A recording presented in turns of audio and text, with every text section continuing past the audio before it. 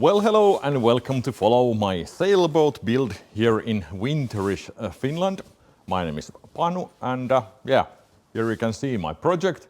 It is a 15 meter or 50 foot liveaboard cruising sailboat under construction, and I've been doing this from scratch with assist of my self-built CNC machine back there. So welcome, and let's see what we're gonna do this time. But before we start, I want to ask you something. Soon I need to order the strip planking stock for the boat. So I want to have it ready milled stock so I don't have to do anything for that afterwards. And I've been thinking of making like a tongue and groove profile. It should have some kind of slot to put the planks on there, because when it has this slot, it's much easier to kind of align the top plank to the underneath, and the epoxy would stay better if there's some kind of a groove in there. But there's really three options that I'm aware. First is not to have anything, but there is quite a bit gap here to fill with epoxy. Well, all of them have, but this has most of the gap, I think. The problem with this is that it cannot be really tight. It has to have some wiggle room in order to make the shape of the boat. And yeah, I don't know. And the third option, what I have seen, is kind of the radius groove that has just a kind of wide radius that the top plank will go into, and it can turn in that groove a little bit. That might be the most efficient epoxy-wise, I think. But I would like to hear some experiences or tips where to find some more information about this. And if you have any, please put links or your experiences down below, and I will take a look. And thank you so much for this. You are the best. So I started yesterday again, do something little here. We have quite a list of things to do in the coming weeks, but I started with these things you may know, or if you have been following this series. If you haven't, please go and check the previous videos of making these mast step things in here.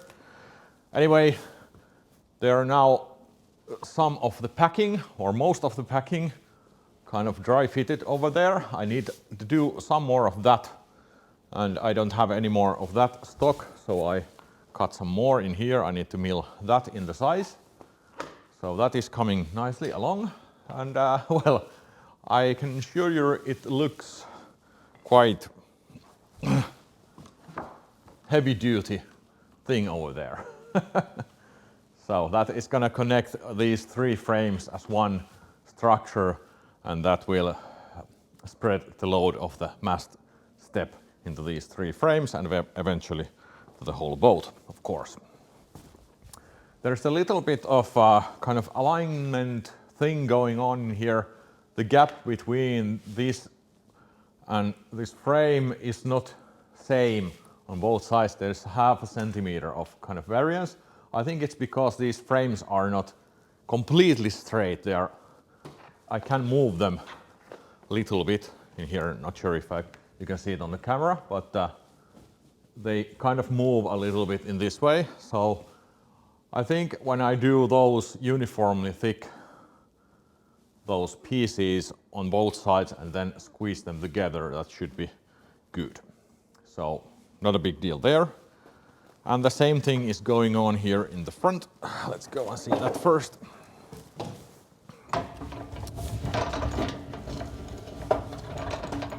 So here is the front mast, and I put some scrap pieces that were long enough in there. I need to do some more pieces over there to fill these as well. But that is quite a straightforward thing. Not sure if I need to film that for you or anything like that, at least not the milling, because it is very dusty process and I rather keep these cameras out of the dust. And that is gonna be the thing I'm gonna do now, and then I'm gonna continue straight into making these keel timber, the ballast steel timbers that I explained to you in the previous video. But let me do these first and then we go into those oak pieces. Alrighty, it's now more than a week later. Yeah, I've been being quite busy with my work, having some work trips here and there and doing a lot of work. But in the meanwhile, every now and then I have been able to put few hours here. And during this week or so, I've been doing these rest of the packing materials here in the mast step areas. There is some additional stuff here as well. All of that. They're kind of ready to be glued in there. Some bracing underneath to keep them in level. I think they look quite good. There's a little bit of gaps there, but I'm not too concerned about that. The epoxy will fill them quite nicely. I'm gonna add some filling material there. And they are really just to spread the load, and there's a lot of seams there, so I think those are good to go. And now just waiting for the weather to be able to glue these in. Also this week the national TV came here and make a little bit of well, not to the TV but in radio and probably on the website kind of news from the local area. So it's gonna be out next week or so, I think. See about that. That's why there's this stem piece over there. I kind of left it in there just to kind of resembling me to do something here. Anyway, what we are up to today, it's now Sunday afternoon, and today I'm trying to have a few hours just doing things in here. And what we left with was these oak pieces, and now I've been kind of thinking about it a lot, and I probably know what to do with them now. We're gonna start today by changing a blade for my bandsaw, because this blade in here, this is quite a rough blade, as you can see. It is quite a big blade.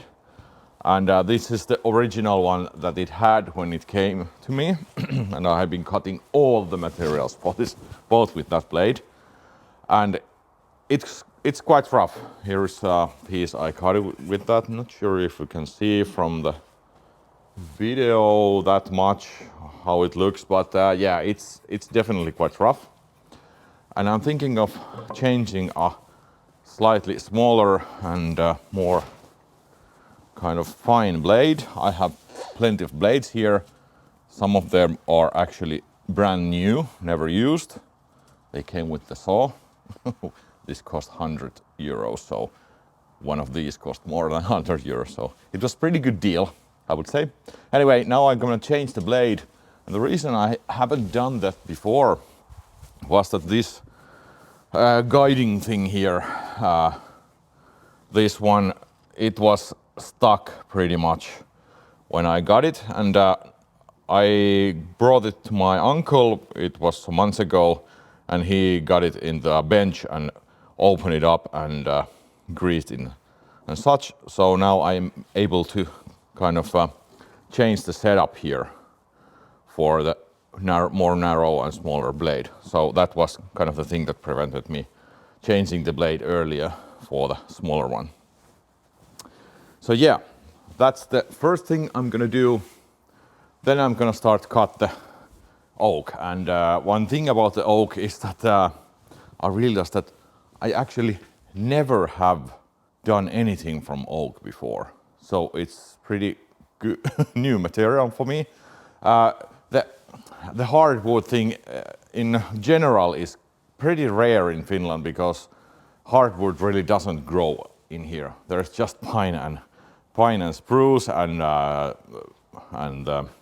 birch that are the woods we use here normally. Oak is always imported from somewhere, and it's not that common. It's very expensive, so that's why I really haven't been able to do anything from oak before. So that's a new experience for me. And the thing with oak is that I got some advice that epoxy doesn't stick to oak very well, so it needs to be prepared. And that's because the oak is very dense. It doesn't suck the epoxy inside the wood grains that well. So if I plane and when I plane these surfaces, they need to be sanded rough before adding any glue in them. And the advice also is to wipe them down with some alcohol to get rid of the natural grease or anything of the oak.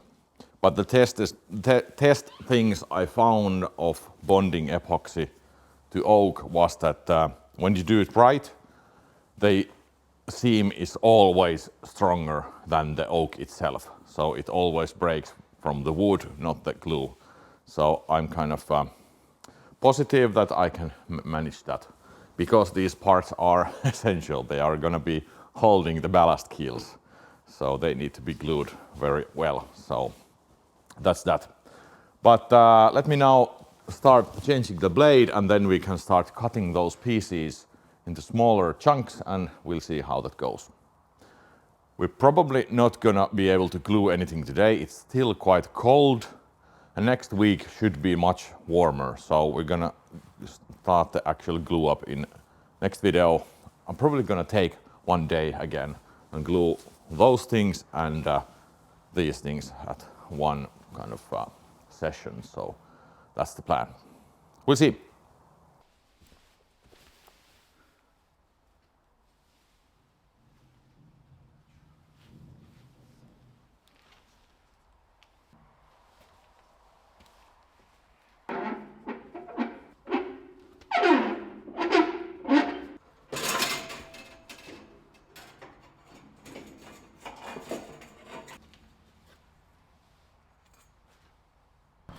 I think I'm gonna go with this. This is a little bit wider than the narrow ones, but much finer teeth. So let's try this one.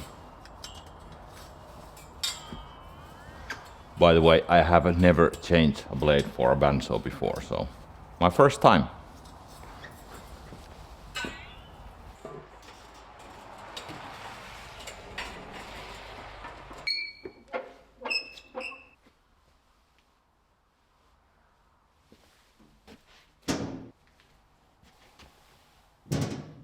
Okay, that went much easier than I expected.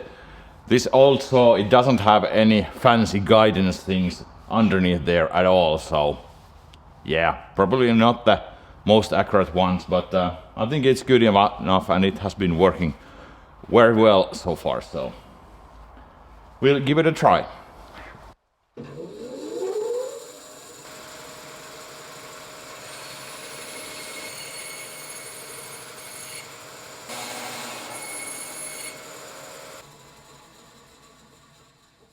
Okay, that blade was old. Yeah, it's no good. It's not cutting straight at all, so I need to change another one, but I won't bore you with that. We'll see if we find a good blade for cutting that oak.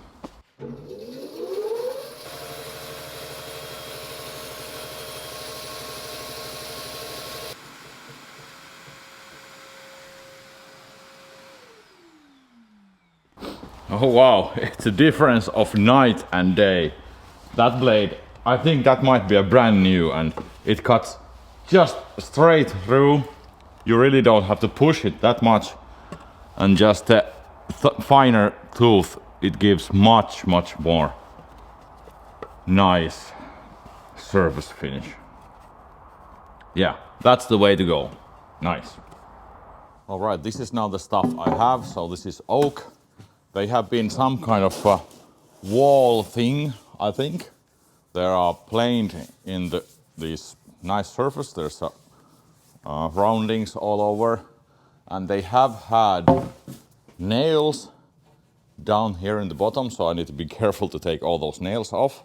They also have had some kind of spacers between, and there's double holes. I'm not too concerned about these, they're just glued in. And this thing, this is just one piece of oak, so there's no joints, but some of them have been glued from multiple pieces. So I need to get rid of those glue joints, because I don't know what kind of glue they have used. it's not probably water resistant at all. Anyway, these are maybe 2.5 meters long. Yeah, about that. And they're not long enough for the ballast kill timber, so I need to have a scarf joints in the ends of them. But they are also so stiff that I can't kind of bend them in the proper shape, because some of them are a bit crooked, and I have read that oak is particularly prone to kind of expanding and contracting with moisture, so they need to be capsulated completely to prevent any problems with them. But to be able to handle them a little bit better, I think I'm gonna cut them in half this way and also in this way, so I will get these quite small strips, and they are small enough to bend on their proper shape if they're a little bit crooked.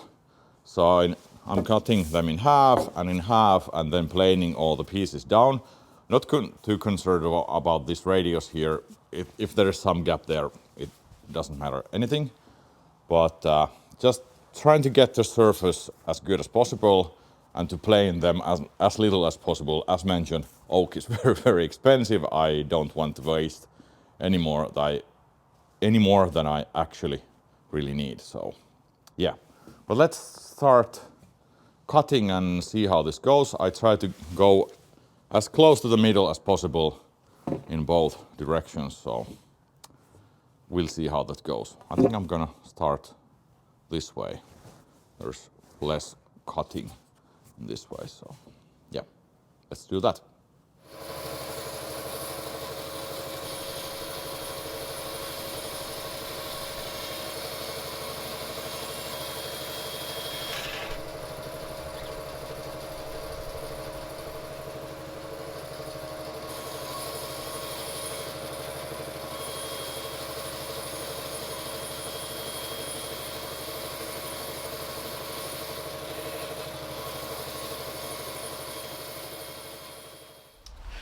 Dang it, there was a nail just in the middle of one of these, and it was so deep that I didn't see it before. So yeah, now that blade is ruined, and that pisses me off so bad. That was perfect blade for this job, and now it's gone. And I didn't get all of them done just yet, so I need to change another blade, and hopefully that is good enough for the rest of the job. Check the nails. All right, so far so good. I got the strips cut here. I think there is enough for both of them. And then I cut one of them in half again. So this is the size of the strip that's gonna be eventually. But I think I'm gonna plane them down first, this cut surface, because now they are quite narrow to push this way through the planer. So I think I'm gonna plane this first cut first to smooth it down. Yeah, and after a little bit of fiddling, I tried two another blades and found one that makes a decent cut. But yeah, kind of unfortunate to drive that to the nail. Yeah, but the cut quality is, I think it's good enough. It's a little bit wobbly, but doing bandsaw stuff, I think it's always like that. If you don't have a very fancy with a top and bottom kind of guides, but this one doesn't have those. But yeah, I think it's good enough. Need to plane them this surface down, and of course this another surface as well, to get rid of this coating, whatever it might be. And there's actually only, I think, one piece that had that glue joint, so I'm gonna take care of that later as well. So yeah, but let's now move them away from the planer and plane them, and we'll see how the surface comes when planing. I have never planed oak before, so we'll see.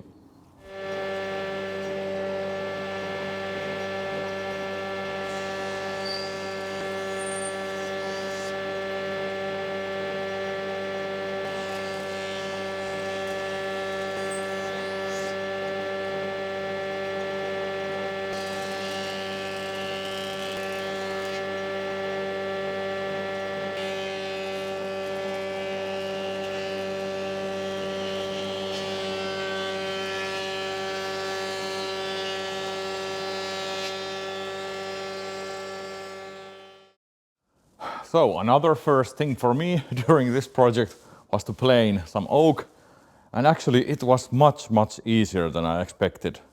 It's actually easier than pine or spruce, I think.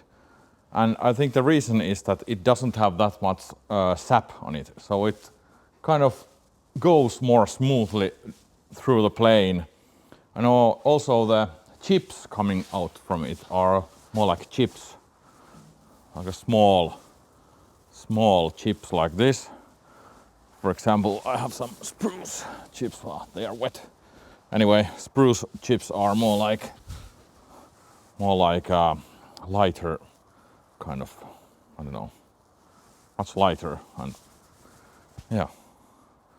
But I recommend having safety glasses because they come pretty hard from a planer that doesn't have any kind of vacuum thing on the top here, which is really advisable either. So anyway, this stuff here, this oak, this looks just freaking amazing. This is just amazingly nice stuff.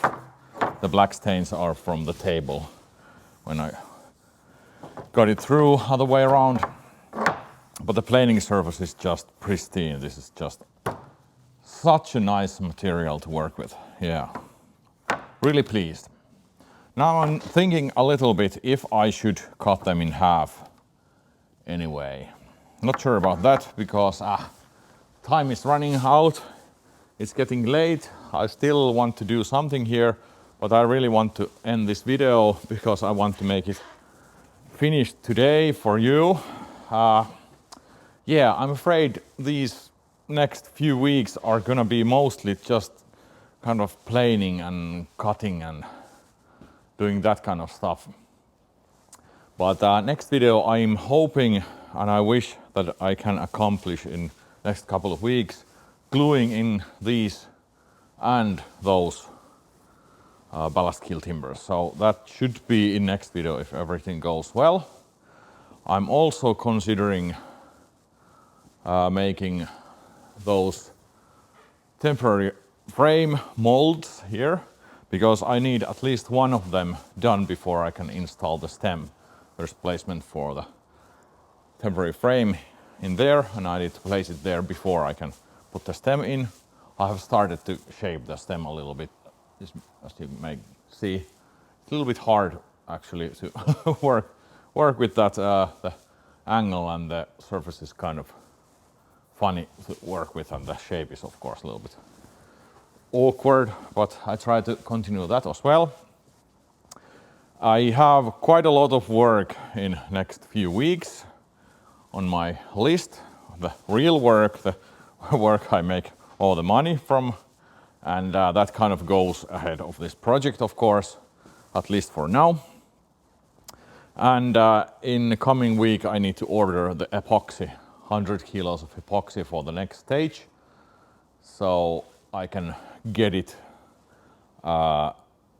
early enough to start the planking eventually. They have a little bit of a supply kind of shortages with the epoxy, so I need to order it way advanced, so need to get that done, and yeah, a lot of material to plane to kind of just mill through. All these piles will be milled, and yeah, but one thing at a time. Now I think I'm going to consider just making those ballast keel timbers first one from this oak and glue in the rest of this. Those are the kind of the main things right now. I hope these videos are good enough for you for now. I try to do them every 2 weeks. This is late, of course, as you can tell, but I try to film something here every now and then and make some kind of videos out of that for you. And the plan really and the goal is to start planking during this spring, so everything goes towards that goal. So that's the thing. Anyway, thank you so much for watching, and we'll see you in a couple of weeks. And if you want to support this project overall, making these videos and kind of allowing me to put some time to make these things and make this boat, please go and check the Patreon page. It's now monthly base subscription. There is a monthly live thing coming up shortly. There is some access to real-time schedule and chat groups and WhatsApp groups and stuff like that now available in there. So go and check that out. All little pennies help me go through this thing and make this happen and make these videos, of course. So we'll see you in the Patreon, and we will see you in the next couple of weeks with the rest of you. Thank you so much, and we'll see you. Bye bye.